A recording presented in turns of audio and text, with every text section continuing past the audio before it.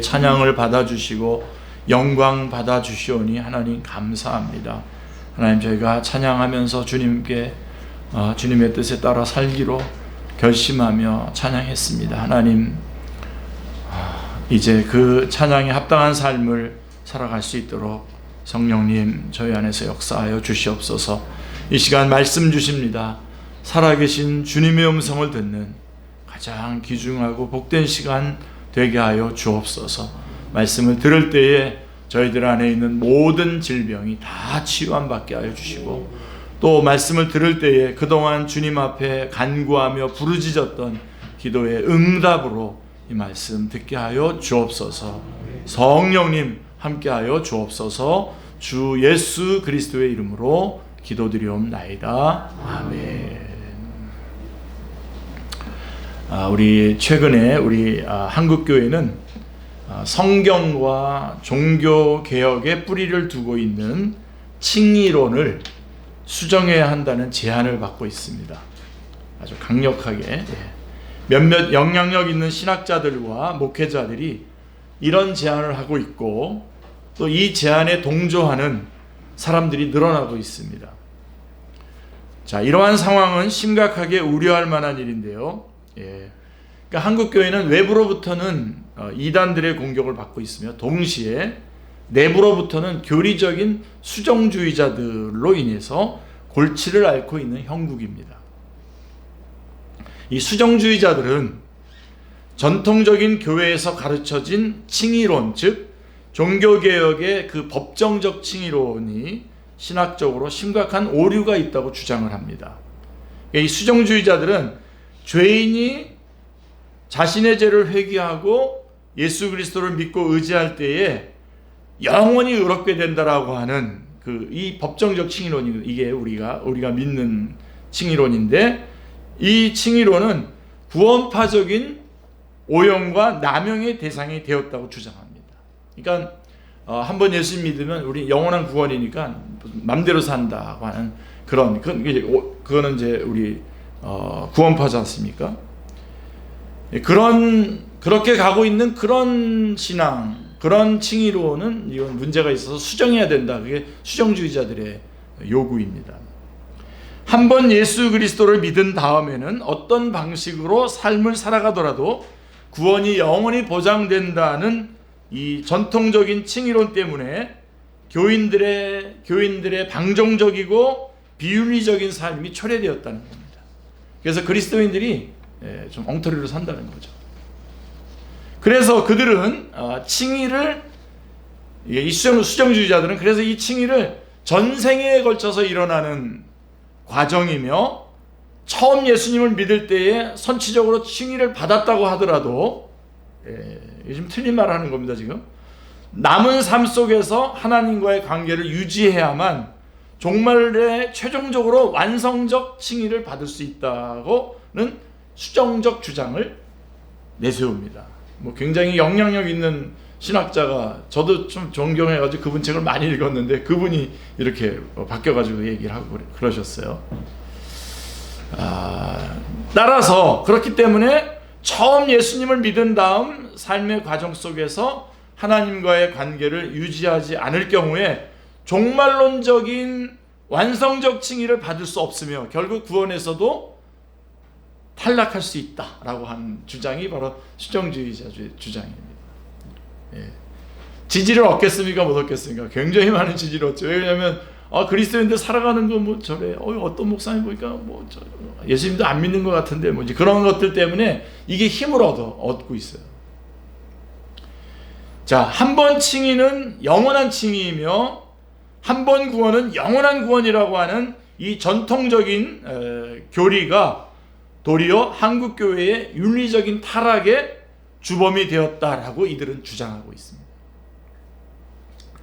이런 수정주의자들의 분석이 일견 일리가 있는 주장인 것 같으나, 더 깊이 들어가 보면 이런 수정주의는 매우 심각한 오류를 범하고 있습니다.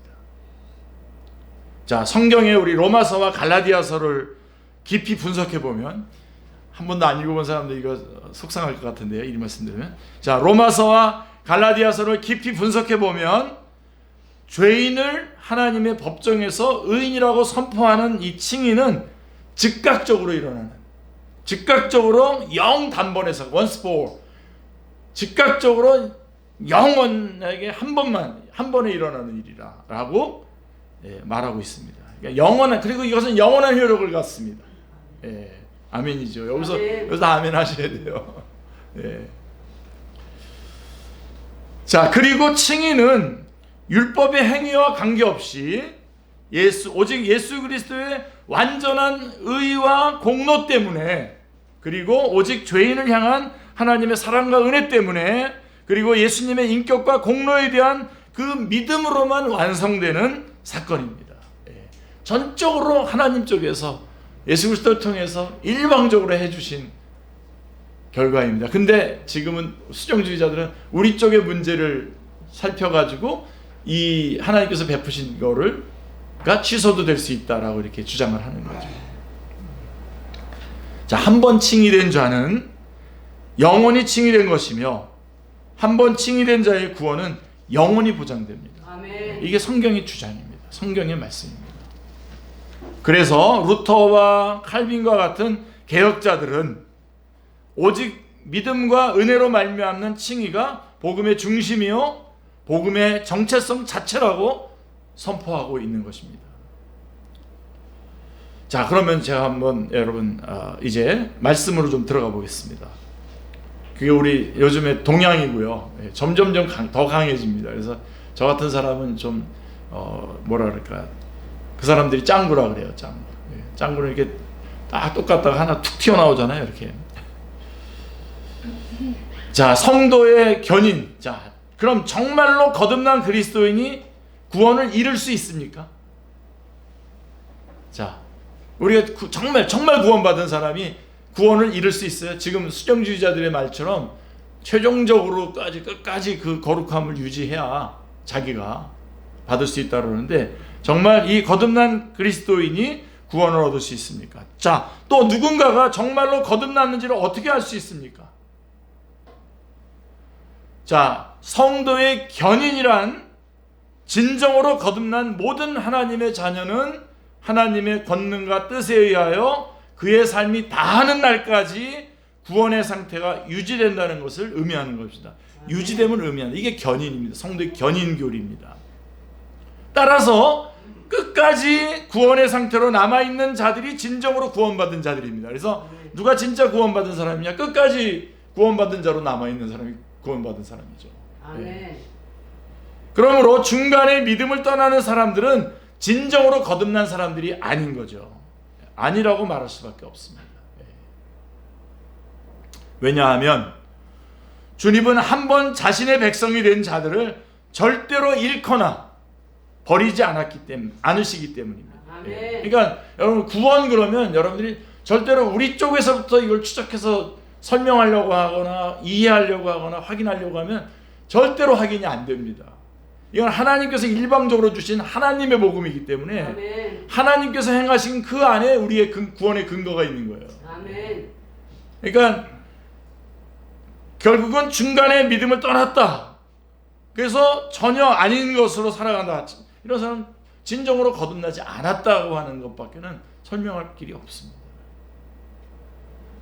왜냐하면 주님은 한 번 자신의 백성이 된 자들을 절대로 잃거나 버리지 않으시기 때문입니다. 자, 오늘 본문 말씀 요한복음 6장 39절 40절 말씀을 한번 보십시오. 나를 보내신 이의 뜻은 내게 주신 자 중에 내가 하나도 잃어버리지 아니하고 마지막 날에 다시 살리는 이것이니라. 내가 아버지의 내 아버지의 뜻은 아들을 보고 믿는 자마다 영생을 얻는 이것이니 마지막 날에 내가 이를 다시 살리리라 하시니라. 이렇게 말씀하고 있습니다. 저 같으면 이 말씀 암송해야 되겠다, 그렇게 결심할 것 같아요.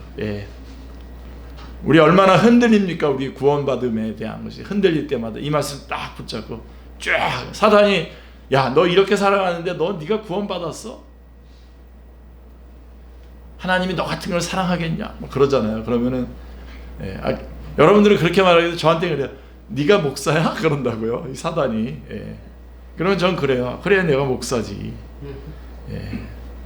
바로 이런 것 때문에 예수님께서 내가 이렇게 살아갈 거를 아시고 예수님께서 나를 위해서 십자가에 달려 돌아가셨잖아. 우리가 아직 죄인 되었을 때, 로마서 5장 8절에 우리가 아직 죄인 되었을 때 그리스도께서 우리를 위해 죽으심으로 하나님께서 우리에게 대한 자기의 사랑을 확증하셨다 그랬거든요. 죄가 죄인지도 모르고 버벅거리고 있을 때에 나를 구원했는데, 그러면 지금은 죄가 뭔지 알고 힘들어하고 있는, 그러면은 더 세진 겁니까? 더 약해진 겁니까? 더 많이 온 거잖아요. 이렇게 심각할 때도 구원해 주셨는데, 그래서 어느 정도 괜찮은 저를 왜 못 구원해 주시겠습니까? 아멘.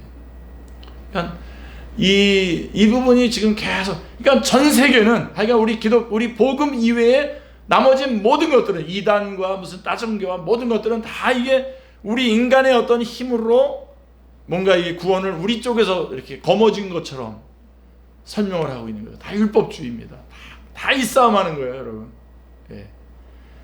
근데 문제는 뭐냐면 교회 안에서도 이 싸움을 한단 말이에요. 은혜로 구원받아 놓고선도. 예.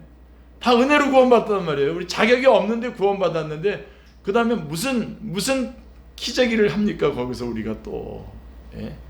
우리가 그 대신 구원받은 자로서 합당하게 주님의 성령이 우리 안에 계시기 때문에 열심히 주의 말씀과 뜻에 따라서 살아가려고 하는 그 열심은 내야죠. 아멘. 예. 그렇게 할 때 주님께서 역사해 주시잖아요. 아멘. 예. 자, 그래서 스스로가 그러니까 진정으로 구원을 받은 사람은 반드시 마지막 부활에 영원히 복된 삶으로 나아가도록 예정되어 있는데요. 다른 누구도, 심지어 우리 스스로도 이 정해진 구원의 복된 운명을 조금도 바꿀 수 없습니다.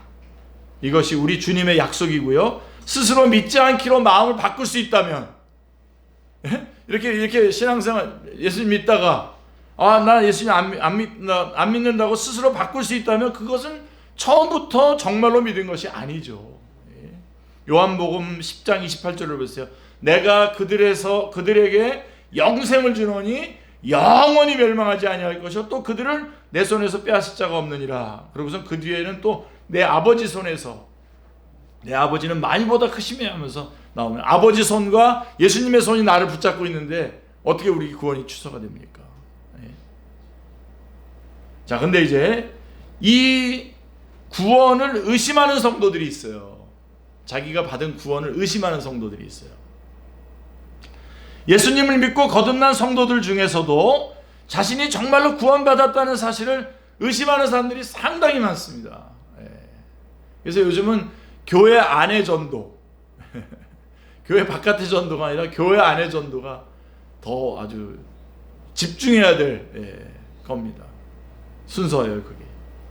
이건 참으로 안타까운 현실인 동시에 꼭 해결함을 받아야 되는 문제입니다. 너무너무 안타깝습니다, 이게. 우리가 정말 이렇게 정말 이 예배를 사모하고 이렇게 주님을 찬양하고 주님 뜻대로 살려고 발버둥 치고 하는 그런 열심들이 없는 이유가 뭔지 아십니까? 바로 자기가 받은 구원을 확신하지 못하고 살아가고 있기 때문에 그런 거예요. 하늘나라의 시민권을 이미 가지고 있으면서도 죽는 날까지 그러한 사실을 계속 의심하면서 신앙생활을 해나간다면 얼마나 안타까운 일이겠습니까? 너무 속상하죠. 믿는 성도가 자신의 구원에 대한 확신을 분명하게 가지는 것은 신앙생활에 있어서 너무나도 중요한 일입니다. 너무나 중요한 일입니다. 한번 상상해 보십시오, 여러분. 자신이 하나님의 자녀라고 하는 사실에 대한 확신이 없이 자신의 구원을 의심하면서 어떻게 고난을 견뎌낼 수 있겠습니까? 고난이 닥쳐왔는데 자기가 구원받았다라고 하는 확신도 없는데 어떻게 고난을 이겨냅니까?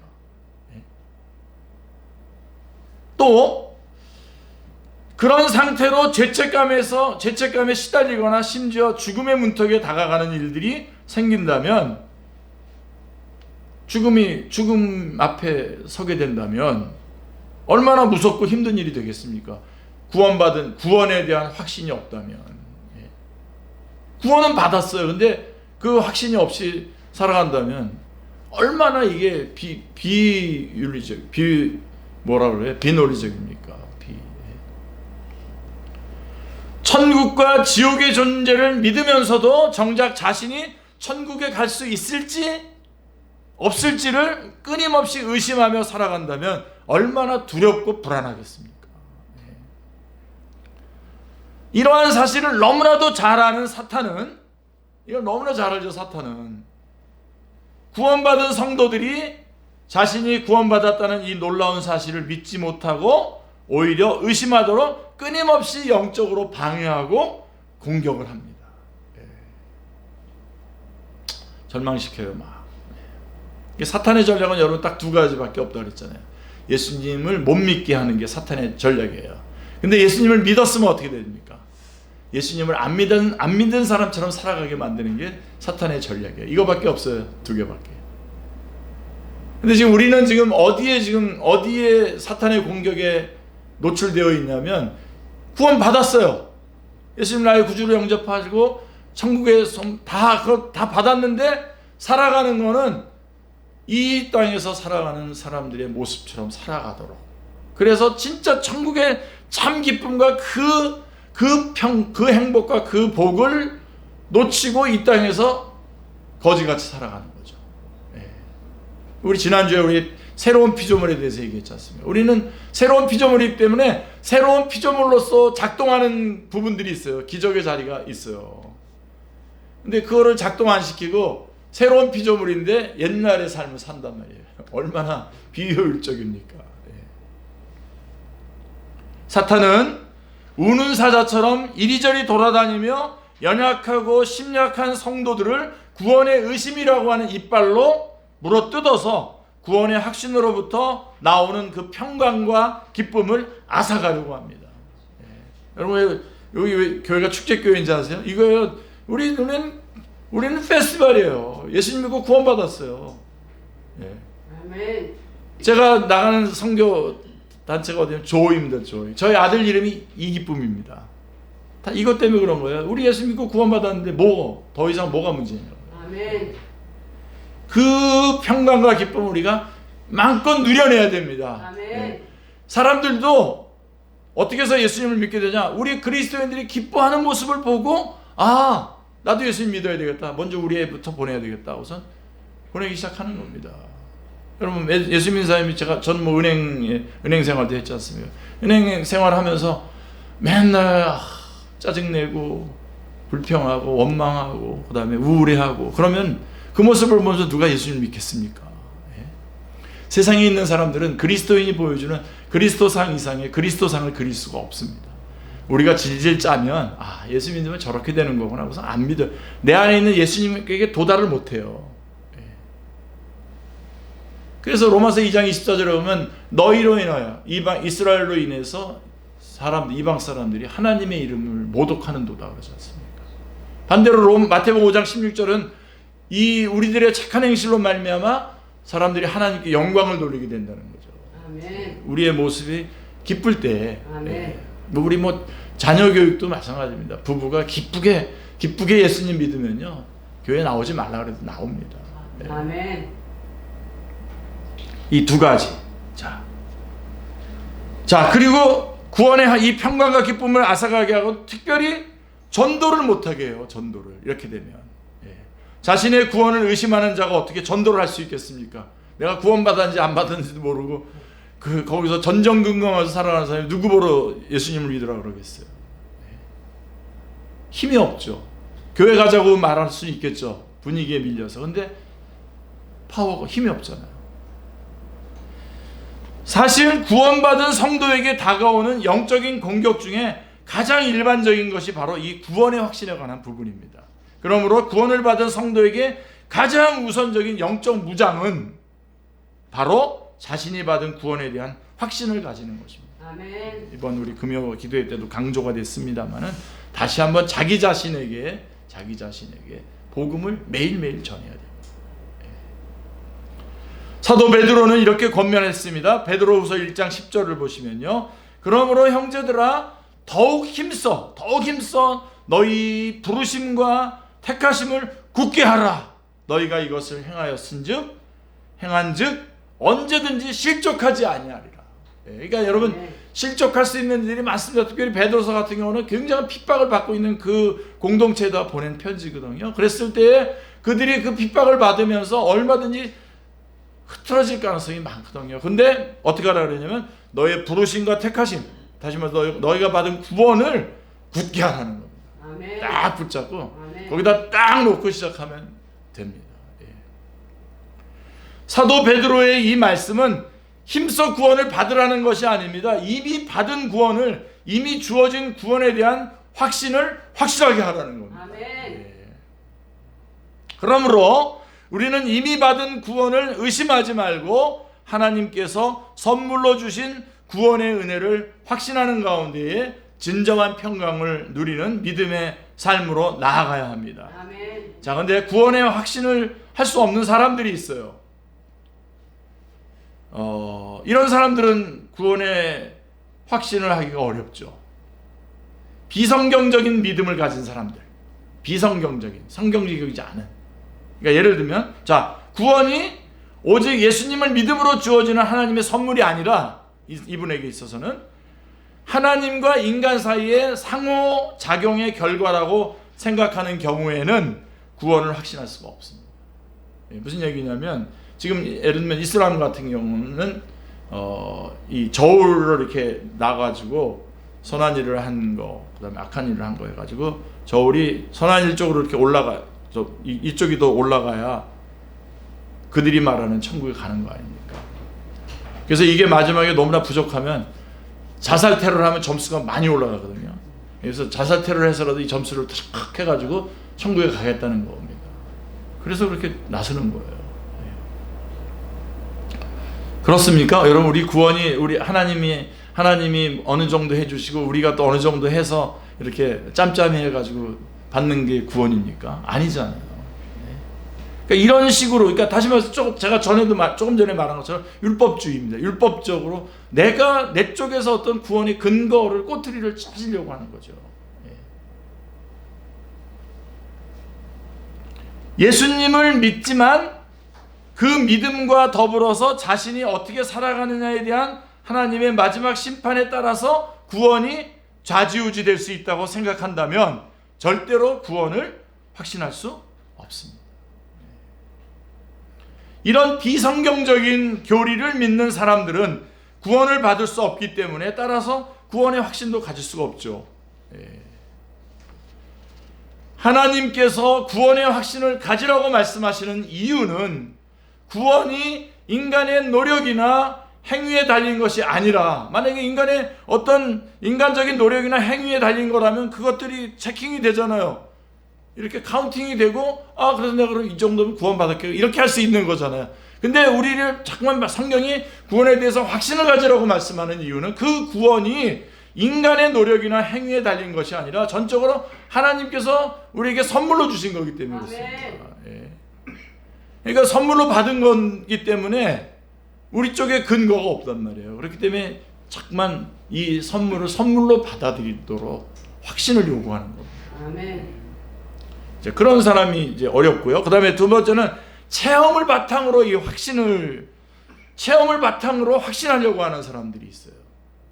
어떤 사람들은 자신이 경험한 신비로운 체험들을 구원의 증거들로 이야기합니다. 예를 들자면 꿈을 꾸었다든지 방언을 말한다든지 어떤 귀신을 내쫓는 체험에 동참했다든지 하는 것들을 토대로 자신이 구원을 받았을 것이라고 가정을 합니다.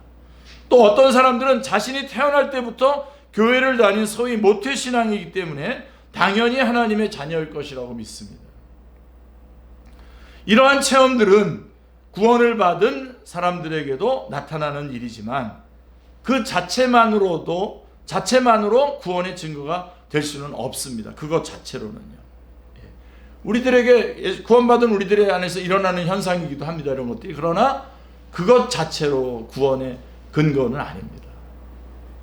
오히려 예수님은 이런 체험을 바탕으로 구원을 확신하는 사람들을 꾸짖으시면서 그들이 구원과는 전혀 상관이 없을 것임을 말씀하셨습니다. 제가 좀 약간은 좀 극단적인 예를 든 건데요. 마태복음 7장 22절 23절 말씀에 보면 그날에 많은 사람들이 나더러 이르되 주여 주여 우리가 주의 이름으로 선지자 노릇하며 주의 이름으로 귀신을 쫓아내며 주의 이름으로 많은 권능을 행하지 아니하였나이까 하리니. 예. 그때에 내가 그들에게 밝히 말하되 내가 너희를 도무지 알지 못하니 불법을 행하는 자들아 내게서 떠나가라 하리라. 이렇게 되어 있습니다. 예. 그러니까 막 기적을 하고 뭐 여기서 이렇게 설교를 잘하고 이런 거가 근거가 아무것도 없어요. 그러니까 어떤 분들이 우리 이기남 목사는 좀 인격적이라고 그러더라고요. 내가 교회 나왔는데도 술 먹는데도 아무 말도 안 한다고. 인격적이라는데 그게 만약에 여러분 우리 쪽에 꼬투리가 있어서 그렇게 받는 구원이라면 제가 뭐 가서 한 대 때려서라도 못 먹게 하겠죠. 근데 그게 아니라 그럼에도 불구하고 하나님께서 베풀어 주신 구원이기 때문에 그래서 여러분 그래서 하나님이 사랑이 되니까 그래서 이렇게 여기 먹는 분들이 좀 계신 것 같아가지고 그래서 하나님의 사랑 때문에 끊는 거죠. 어떤 규칙에 따라서 이렇게 하면 안 된다 그래서 딱 끊는다고 해서 그게 끊어집니까? 그게 대부분 그 고백들이 뭐냐면 어느 날 갑자기 싫어졌다는 거예요. 그런 것들이 지금 그게 무슨 구원의 근거가 되는 게 아닙니다. 아니기 때문에 제가 그런 부분에 있어서 인격적으로 대하는 겁니다, 여러분. 그게 여러분의 생명과 관계가 돼 있다 그러면 제가 목숨 걸고라도 막아야죠. 저에게 맡겨주신 영혼인데. 자, 그 다음에 이제 세 번째가 뭐냐면 영접 기도를 따라한 것을 바탕으로 확신하는 사람들입니다. 저는 뭐 이 부분을 굉장히 저도 굉장히 이 방법을 많이 사용합니다. 자, 20세기에는 많은 대학생 선교 단체들이 일어나서 교회가 다 감당하기 힘든 일들을 해냈습니다. 저는 이걸 좀 경험한 세대인데요. 1970년, 72년, 3년, 4년 막 엑스포로 74, 그다음에 그 빌리그리암 목사님 막 오고 그러면서 이때 막 선교 단체들이 저는 특별히 그때 기억나는 건 CCC가 기억나는데요.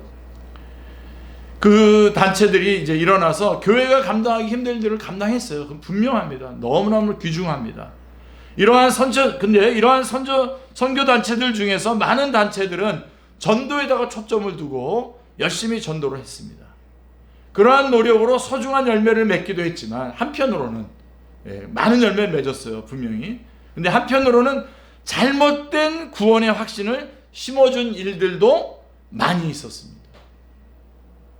예를 들자면 복음을 전한 뒤에 그것을 들은 사람으로 하여금 영접 기도를 따라하게 한 후에 이렇게 말했죠. 이제 예수님을 구주로 영접하고 구원을 받았으니 절대로 의심하지 마십시오. 이제 그렇게 말합니다. 그런데 사실 이렇게 영접 기도를 하는 사람들 중에 꾸준히 교회를 다니는 사람들의 비율은 소수에 불과합니다. 자, 누군가가 복음을 듣고 영접 기도를 했다고 하더라도 그 기도가 마음에서 나온 진심으로 드린 기도인지는 시간이 지나야만 알 수가 있습니다. 그래서 조금 복음의 외적인 부르심을 받은 모든 사람이 복음의 내적인 부르심의 은혜를 받는 것은 아닙니다. 약간 신학적으로 말하면 외적인 복음, 어떤 한 사람이 예수님을 믿을 때에 외적인 부르심이 있어요. 그건 뭐냐면 우리가 전도하는 거죠. 우리가 전도하면 그 사람이 그 부르심을 들어요. 근데 내적인 성령님께서 그 역사를 해주시지 않으면 이거는 열매가 맺혀지지 않습니다. 근데 우리는 외적인 것만 얘기해놓고 너 구원받았으니까 이제 의심하지 마라 라고 이렇게 말하는 게 쉽잖아요. 그렇게 하면은. 저도 뭐 중학교 때 그렇게 해서 예수님 영접했어요. 근데 저는 그때 성령님의 부르심이 있었던 거죠. 그러니까 같이. 아멘. 외적 부르심과 내적 부르심이 있었던 거죠. 우리 여기 이영란 집사님 그 교회에서 제 손 붙잡고 예수님 영접했거든요. 근데 그때 내적 부르심, 외적 부르심이 있었던 거죠. 아멘. 그래서 외적 부르심은 전도, 내적 부르심은 성령님의 역사하십니다. 그래서 하나님이 하시는 영적인 일을 인간이 마음대로 도식화해서 결론을 짓는다는 것은 아주 잘못된 일이죠. 그렇게 했기 때문에 그 과정을 거쳤기 때문에 그 구원받았다, 아니다 이렇게 할 수 없는 거라는 거죠. 자, 그러면 그런 이유들 때문에 그 구원에 확신을 할 수가 없는데, 자, 구원을 의심하는 이유들이 있어요. 구원 받았는데도 자기의 구원을 잠깐만 의심하는 이유들이 있다고요. 첫 번째가 뭐냐면 말씀에 비추어 볼 때 너무나 부족한 자신의 모습 때문에. 내가 너무 부족한 거예요. 그러니까 여러분, 예수님 믿을 때 좀 약간 뻔뻔스러우셔야 돼요. 정말 부탁드립니다. 이 절망에 이거 올리기가 너무나 어려워요. 교만의 산을 그냥 깍 쳐버리면 되는데, 나 같은 거를 하나님이 구원하시죠. 전도해 보세요, 여러분. 나 같은 걸 하나님이 나는 안 될 거야. 바로 너 같은 걸 위해서 주님이 돌아가셨는데. 그래서 사실 말씀의 높은 기준에 비추어 볼 때 스스로 너무나 부족함을 느끼지 않는 사람은 없을 것입니다. 때때로 말씀을 읽으면서 그 말씀의 요구와 기준에 너무나도 미달하는 자신의 모습을 느끼다 보면 내가 구원을 받은 사람이 맞는가라고 하는 의심이 들기도 합니다. 하지만 비록 말씀의 높은 기준이 우리의 마음을 흔들게 하기도 하지만 길게 보면 은혜가 됩니다. 오히려. 왜냐하면 우리가 말씀의 기준을 통해서 자신의 부족한 삶을 돌아보고 정말로 구원을 받은 사람이라면 이렇게 살아서는 안 되겠다라고 하는 자각을 하기 때문입니다. 그 다음에 두 번째로는 죄책감 때문에 그래요. 죄책감. 많은 성도들은 자신이 이제 하나님의 구원을 받은 거룩한 백성으로 죄를 능히 이기고 살아야 된다라고 생각을 해요. 뭐 좋습니다. 틀린 생각은 아니지만 구원을 받은 성도라도 아직도 이 땅에서는 육신을 가지고 있잖아요. 그걸 인정해 줘야죠. 육신을 가지고 있기 때문에 끊임없이 죄와 씨름하고 또 죄의 유혹에 넘어지기도 합니다. 이거를 여기에 끝까지 안 넘어가신 분은 예수님 한 분밖에 없어요. 아멘. 특별히 성격상 정의감이 강해서, 저의 어린 시절에 같습니다. 정의감이 강해서 자신의 잘못에 대한 죄책감을 비교적 무겁게 느끼는 사람들은 죄로 넘어진 자신을 용납하는 것을 아주 힘들어합니다. 야, 너 또 그랬어? 스스로 자기한테. 물론 죄는 짓지 않도록 노력해야 됩니다. 피 흘리기까지 싸워야 됩니다. 히브리서 12장 3절 말씀처럼 피 흘리기까지 싸워야 되는데 죄를 짓지 않도록 노력해야 되지만 비록 죄에 넘어지더라도 우리는 예수 그리스도의 십자가를 통해서 주어진 하나님의 용서의 은혜를 다시 자기한테 전해서 매일 자기한테 복음을 전해야 돼요. 아멘. 자기한테 적용을 하고 다시 일어나야 됩니다. 할렐루야. 그렇지 않고는 가만히 있으면 당연히 구원을 의심하게 됩니다. 그래서 이런 공동체에 자꾸만 모이고 예배드리고 그러셔야 돼요. 그 다음에 또 어떤 사람은 자신의 구원받은 순간을 모르기 때문에 의심을 하는 거예요. 내가 언제 어떤 사람들 간증하다 보니까 자기가 맨날 몇 시에 언제 예수님 영접하고 구원받았다고 막 확신 있게 말하는데 난 언제 구원받았지? 시간은 잘 모르겠단 말이죠. 자신의 구원의 극적인 순간을 아는 사람들도 있지만 그렇지 못한 사람들이 훨씬 더 많습니다. 이것은 결코 이상한 일도 잘못된 일도 아닙니다. 여러분 이거에 대해서 사탄의 공격 완전히 대적하셔야 됩니다. 자, 그럼에도 불구하고 자신이 언제 영적으로 거듭났는지를 확실히 가릴 수 있는 어떤 사건이나 계기가 없어서 자신의 구원을 의심하는 경우들이 종종 있습니다. 특히나 어떤 사람들의 극적인 회심의 간증을 듣다가 보면 정작 자신은 왜 그런 극적인 순간이 없을까? 혹시 나는 구원을 받지 않은 것이 아닌가라고 하는 의심을 하는 사람들이 있습니다. 여러분, 애가 태어날 때 순산이 좋아요? 난산이 좋아요? 순산이 좋죠. 그러니까 우리 순산한 사람들은 별로 할 말이 없어요. 애기 낳고선도. 그러니까 뭐 할 말 많으려고 난산합니까? 지금 이 얘기예요. 지금 우리가 구원받았을 때 그냥 하나님께서 쓱 건져내 주시고 어느 날 나는 내가 확신을 가지고 그 안에서 살았단 말이에요. 아멘. 그렇다고 해서 어떤 사람들은 막 극적으로 막 그냥 뭐 사도 바울처럼 막 뭐 막 그리스도인들 잡아 죽이러 가는 그 길에서 딱 예수님 만나서 그런 극적인 것이 없다고 극적인 걸 만들면 되겠습니까? 아니죠, 그죠? 하지만 오히려 극적인 체험이 없더라도 하나님을 서서히 그리고 꾸준히 믿는 사람이 더 좋은 신앙을 가진 경우들도 많이 있었습니다. 아멘. 저도 이거 극적인 것 간증거리들이 되게 많은 사람이거든요. 아마 제가 제일 많을 거야, 아마 일단. 근데 안 하잖아요, 설교 때. 안 한다 그러면서 많다고 얘기하는 거예요 지금. 예. 왜요? 그게 오히려 듣는 여러분들에게서 초점이 흐려지기 때문에 그래요. 예. 그게 아니라 순수하게. 자, 왜냐하면 믿음의 환경 안에서 꾸준히 자랐기 때문에 그 뿌리가 더 단단할 수 있기 때문입니다. 아멘. 또 자주 겪는 고난 때문에, 자, 유독 자신의 삶에만 힘든 일이나 좋지 않은 일들이 자주 일어난다고 생각하다가 혹시 자신은 하나님이 사랑하시는 자녀가 아닌지 의심하는 사람들이 있습니다. 다른 사람들보다 자신의 삶이 훨씬 더 불행하다고 느껴질 때에 하나님의 사랑과 구원에 대한 의심이 들 때가 있습니다. 하지만 여러분, 고난은 하나님께서 당신이 사랑하시는 자녀들을 더 당신께 가까이 다가가도록 끌어당기는 도구입니다. 아멘. 야고보는 고난이 얼마나 믿음에 유용하도록 하나님께서 사용하시는 도구인지를 알려주고 있는데요. 야고보서 1장 2절로 4절 말씀에 보면, 내 형제들아, 너희가 여러 가지 시험을 당하거든 온전히 기쁘게 여기라. 이는 너희 믿음의 시련이 인내를 만들어내는 줄 너희가 알미라. 인내를 온전히 이루라. 이는 너희로 온전하고 구비하여 조금도 부족함이 없게 하려 함이라 말씀하고 있습니다. 아멘. 이 야고보의 말씀 이외에도 성경에는 고난이 하나님께서 당신의 사랑하시는 자녀들의 믿음을 단단하게 하시려고 자주 쓰시는 도구인지를 알려주는 구절들이 너무나 많습니다. 사실 고난의 상황은 믿음으로 잘 적용하면 구원을 의심하도록 만드는 것이 아니라 오히려 구원의 확신을 길러주는 훌륭한 선생님이 될 수 있습니다. 아멘. 제가 준비할 때는 이렇게 시간이 많이 갈 줄 몰랐는데 마무리를 해보겠습니다. 그러면 우리가 구원받은 것에서 단단해지려면 어떻게 되겠습니까? 두말할 것도 없죠. 말씀과 친숙해져야 됩니다. 말씀. 네. 하나님은 그의 자녀들이 자신이 구원을 받았음을 알고 살아가기를 원하십니다.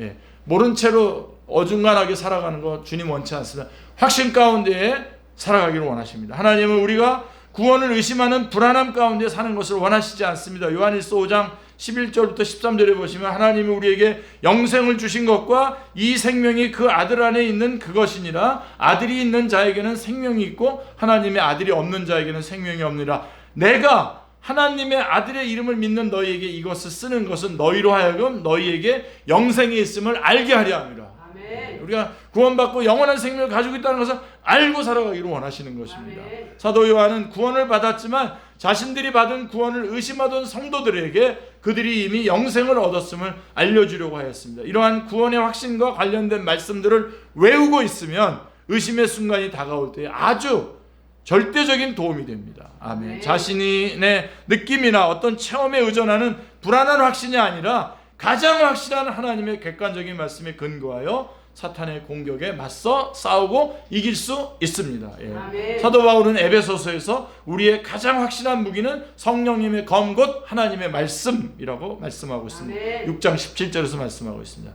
구원의 확신을 공격하는 사탄 마귀를 이길 수 있는 가장 확실한 길은 말씀을 통하여 확실한 믿음을 가지고 사탄이 주는 의심과 맞서는 것입니다. 아멘. 여러분, 사탄에게 이기는 방법은 하나밖에 없다고 그랬죠. 대적하는 겁니다. 뭘로요? 말씀으로 대적하는 겁니다. 이럴 때 마치 광야에서 주님을 시험하고 공격하던 사탄이 말씀을 의지하신 주님을 이기지 못하고 물러난 것처럼 결국에는 말씀을 의지하는 우리에게도 더 이상 구원의 의심으로 공격할 수가 없습니다. 그 다음에 말씀이죠. 말씀. 그 다음에 내주하시는 성령님을 기도로 의지해야 됩니다. 아멘. 여러분, 하나님에 관해서 알아가는 것과 하나님을 알아가는 것에는 커다란 차이가 있습니다. 물론 이 둘 다가 중요하고 서로 밀접한 관계가 있습니다. 성경 공부를 하거나 설교를 통해서 우리는 하나님에 관한 진리들을 알아갑니다. 하지만 이러한 하나님에 관한 진리가 하나님을 개인적으로 알아가는 일에 적용되지 못하고 단지 지식에만 머문다면 구원의 확신과 기쁨을 누릴 수 없습니다. 예수님은 요한복음 17장 3절에서 영생은 곧 유일하신 참 하나님과 그가 보내신 자 예수 그리스도를 아는 것이니라 라고 말씀하고 있습니다. 하나님을 자신의 하나님으로, 예수님을 자신의 주인으로 알아가는 것이 영생, 즉 구원을 얻는 것을 깨닫고 확인하는 길입니다. 아멘. 누군가를 알아간다는 것의 성경적인 의미는 친밀한 관계와 교제를 의미합니다. 이러한 하나님과의 관계에 친밀성을 깨닫게 해주시고 맛보게 해주시는 분이 바로 누구십니까? 성령님이십니다. 너무 감사하죠. 아멘. 그래서 사도 바울은 이러한 성령님의 역할에 대해서 로마서에서 이르시기를 성령이 친히 우리의 영과 더불어 우리가 하나님의 자녀인 것을 증언하시나니 라고 말씀하고 있습니다. 할렐루야. 눈물 나죠. 성령님께서 넌 내 자녀야, 하나님의 자녀야 라고. 이 성령님은 언제 역사하냐면요, 기억해 두세요. 기도할 때 역사하십니다. 아멘. 기도하세요. 그러므로 기도를 통해서 성령님께서 내면에 깨우쳐 주시는 하나님과 자신과의 친밀한 관계를 깨닫는 것이 구원의 확신으로 나아가는 길입니다. 아멘. 그래서 말씀, 그 다음에 기도, 성령님 의지하는 거죠. 그리고 예수 그리스도가 주인된 삶을 살아야 됩니다. 단순히 구원자 정도가 아니라 우리의 주님이십니다. 로드, 주님으로 내 삶 전체를 그분에게 드려야 됩니다. 그리고 하나만 더 마지막으로 강조한다면 내가 받은 이 구원을 소중하게 여겨야 됩니다. 아멘. 내가 받은 구원을 보물로, 그 우리 마태복음 13장 44절에 나와 있는 그 보화를 발견하고 다 팔아서 하여튼 그렇게 해서 받은 보화 아닙니까, 여러분? 근데 한번 생각해 보세요, 여러분. 거꾸로 그 밭을 파는 사람은 뭡니까? 우리 가운데 그렇게 받은 그 소중한 구원을 팔아넘기는 사람들이 있단 말이에요. 누리지 않고 소중하게 여기지 않는단 말이에요. 가장 소중한 것으로 여기시기를 바랍니다. 아멘. 그렇게 마치겠습니다. 기도 한번 하겠습니다. 하나님, 저희가 구원도 받고 세상 재미와 성공도 동시에 추구하려고 하는 이중적인 마음으로부터 하나님, 저희들이 한 분 예수 그리스도로 말미암아 받은 구원에 집중하는 그러한 복된 삶으로 2025년을 출발하게 하여 주시옵소서. 영원한 구원을 베풀어 주신 하나님께 감사와 찬양과 영광을 올려드리게 하여 주시고, 영원한 구원을 받은 자로서 이제 합당한 삶을 능력 있게 빛을 발하며 살아나갈 수 있는 저희들이 다 되게 하여 주시옵소서. 주 예수 그리스도의 이름으로 기도드리옵나이다. 아멘.